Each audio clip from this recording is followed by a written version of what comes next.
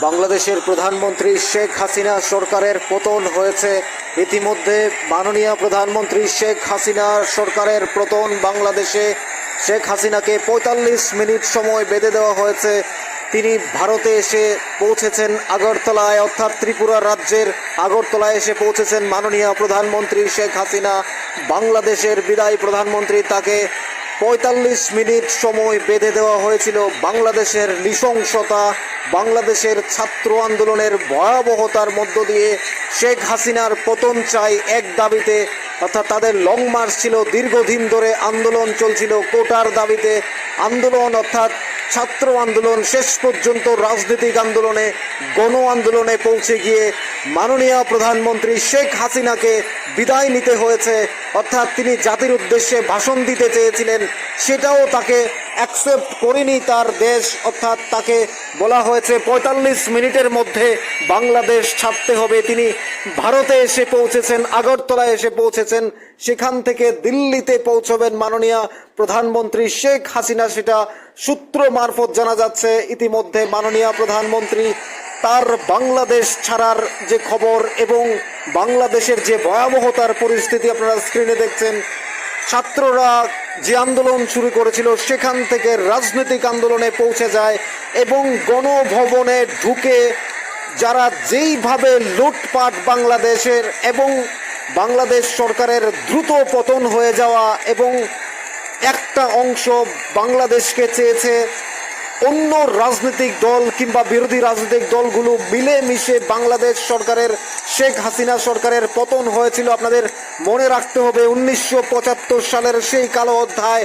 সেই সুখ স্মৃতি, যেখানে বাংলাদেশের বর্তমান প্রধানমন্ত্রী ছিলেন মাননীয় শেখ হাসিনা। তার পিতা বঙ্গবন্ধু শেখ মুজিবুর রহমান সহ তার পরিবারের রাসেল কামাল সহ প্রত্যেককে হত্যা করেছিল। সেই কালো দিনের সেই মাস, অর্থাৎ আগস্টের ১৫ তারিখ, যেটা ভারতের স্বাধীনতা দিবস এবং বাংলাদেশের সুখ দিবসে পরিণত হয়েছিল, সেই বাংলাদেশের আজ মাননীয় শেখ হাসিনার আওয়ামী লীগ সরকারের পতন হয়েছে এভাবে কেউ স্বপ্নেও ভাবতে পারেনি। এবং মাননীয় শেখ হাসিনা, যিনি অনেকবারের প্রধানমন্ত্রী, তিনবারের ব্যাক টু ব্যাক, অর্থাৎ তিনি নির্বাচিত হয়েছিলেন প্রধানমন্ত্রী হিসাবে, তাকে সেই প্রধানমন্ত্রী থেকে সরিয়ে দেওয়ার জন্য মাত্র ৪৫ মিনিট সময় বেঁধে দেওয়া হয়।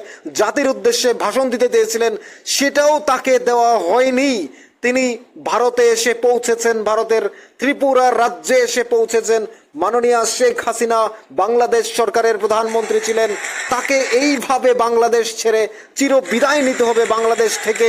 তিনি ভাবতেও পারেননি, কল্পনাও করতে পারেননি যে বাংলাদেশের লক্ষ লক্ষ কোটি টাকার সম্পদ, সেটা আগুনে পুড়িয়ে এবং পিটিয়ে গুলিতে হত্যা করে অর্থাৎ এমনভাবে ধ্বংসযজ্ঞ চালিয়েছে বাংলাদেশ। ছাত্র আন্দোলন থেকে সেটা রাজনৈতিক আন্দোলনে পৌঁছে যায় এবং শেষ পর্যন্ত মাননীয় প্রধানমন্ত্রী শেখ হাসিনাকে ভারতে এসে, অর্থাৎ তাকে তার আশ্রয় নিতে হয় ভারতে এসে। কিভাবে, কি ভয়ঙ্কর একজন প্রধানমন্ত্রীকে এইভাবে বিদায় দিতে পারে, ৪৫ মিনিট সময় বেঁধে দিতে পারে? তারা কি সত্যিকারের অর্থে বাংলাদেশ কিভাবে চলবে আগামী দিনে? নিশ্চয়ই করে ইম্পেরিয়াল সরকারে, অর্থাৎ সেনাবাহিনীর হাতে সরকার রয়েছে এখন, তারা রাষ্ট্রপতির কাছে অর্থাৎ জমা দেবে এবং তারা বিরোধী দলের সাথে কথা বলেছেন, কিছুদিন পর হয়তো তারা সরকার আবার নির্বাচিত হয়ে ফিরে আসবে। কিন্তু মাননীয় শেখ হাসিনার এইভাবে পতন, মাননীয় শেখ হাসিনার সরকারের এইভাবে বিদায় এবং শেখ হাসিনাকে বাধ্য করা, রীতিমতো শেখ হাসিনাকে ৪৫ মিনিট সময় বেঁধে দিয়ে তাকে দেশ ত্যাগ করা এবং দেশ ত্যাগ করতে বাধ্য করা, এবং একটা স্বাধীন দেশের প্রধানমন্ত্রীকে এইভাবে দেশ থেকে চলে যেতে হবে এভাবে বাধ্য করা হয় ৪৫ মিনিট সময় বেঁধে দিয়ে। এটা পৃথিবীর কোনো দেশে আছে কিনা সেটা আমাদের অন্তত জানা নেই। কি ভয়ঙ্কর অধ্যায়! অর্থাৎ শেখ হাসিনা, তিনি চেয়েছিলেন জাতির উদ্দেশ্যে একটা ভাষণ দেওয়ার জন্য, সেই সময় পর্যন্ত তাকে বেঁধে দেওয়া হয়নি। কেন দেওয়া হয়নি সেটা আমরা জানি না। অর্থাৎ সূত্রের খবর, প্রধানমন্ত্রী শেখ হাসিনা দিল্লি পৌঁছতে পারেন আগরতলা থেকে, অর্থাৎ ইতিমধ্যে আগরতলায় রয়েছেন ত্রিপুরা রাজ্যে। আপনাদের কি মনে হয় জানাবেন কমেন্টস বক্সে। মাননীয় প্রধানমন্ত্রীর এইভাবে পতন হওয়াকে আপনারা কিভাবে দেখছেন অবশ্যই কমেন্টস বক্সে লিখতে পারেন আপনার মতামত। মাননীয় প্রধানমন্ত্রী শেখ হাসিনা বাংলাদেশ সরকারের আওয়ামী লীগের, অর্থাৎ তিনি ২০০৯ থেকে টানা 2024 পর্যন্ত প্রধানমন্ত্রী, তারপর 1996-তে তার প্রধানমন্ত্রীর পদ, অর্থাৎ সেই জায়গায় তার পিতা বঙ্গবন্ধু শেখ মুজিবুর রহমানের বাংলাদেশ, অর্থাৎ যেখানে আমরা স্বাধীন বাংলাদেশকে দেখেছি, সেই বাংলাদেশের এইভাবে একজন জননেত্রী শেখ হাসিনার পতনটাকে আপনারা কিভাবে দেখছেন অবশ্যই কমেন্টস বক্সে জানাবেন। এবং মাননীয় প্রধানমন্ত্রীকে দেশ ছাড়তে বাধ্য করা, তাকে পদত্যাগ করতে বাধ্য করা এবং 45 মিনিট সময় বেঁধে দেওয়া, এবং যে বাংলাদেশকে তিনি একটু একটু করে তৈরি করেছেন, যে বাংলাদেশকে একটি মধ্যমায়ের দেশ হিসাবে অর্থাৎ তিনি তৈরি করেছেন বিশ্ব বাজারে, বিশ্বের বিভিন্ন দেশে যে বাংলাদেশকে মাথা উঁচু করে দাঁড়াতে শিখিয়েছেন প্রধানমন্ত্রী শেখ হাসিনা, তাকে এইভাবে দেশ ত্যাগ করতে বাধ্য করা, তাকে ভারতে এসে, আমাদের ভারতবর্ষে এসে আশ্রয় নিতে হয়েছে তাকে। মাননীয় শেখ হাসিনা বাংলাদেশ সরকারের প্রধানমন্ত্রী, এইভাবে করে কেউ ভাবতেও পারেনি। মাননীয় প্রধানমন্ত্রী শেখ হাসিনা গতকাল পর্যন্ত তিনি ছিলেন, অর্থাৎ 1 ঘন্টা আগে পর্যন্ত মাননীয় প্রধানমন্ত্রী ছিলেন দেশের প্রধানমন্ত্রী, এখন তিনি হয়ে গেলেন প্রাক্তন। তাও দেশ ছাড়তে হলো, 45 মিনিটের মধ্যে দেশ ছাড়তে বাধ্য করা হলো প্রধানমন্ত্রীকে। আপনাদের কি মনে হয় অবশ্যই কমেন্টস বক্সে জানাবেন।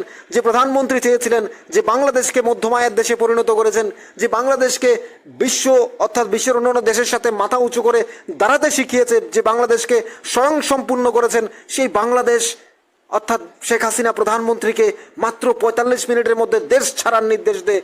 অর্থাৎ আপনাদের কি মনে হয় এই দেশের পরিণতি কি হতে পারে আগামী দিনে, কতটা ভয়ঙ্কর, নাকি বাংলাদেশ সরকার আরো ভালো চলবে সেটা সময় বলে দেবে। তবে এই মুহূর্তে শেখ হাসিনা মাননীয় প্রধানমন্ত্রী রয়েছেন ভারতের আগরতলা শহরে, ভারতের রাজধানী অর্থাৎ ত্রিপুরা রাজ্যের রাজধানী আগরতলা শহরে তিনি অবস্থান করছেন। আপনাদের কি মনে হয় অবশ্যই কমেন্টস বক্সে জানাবেন।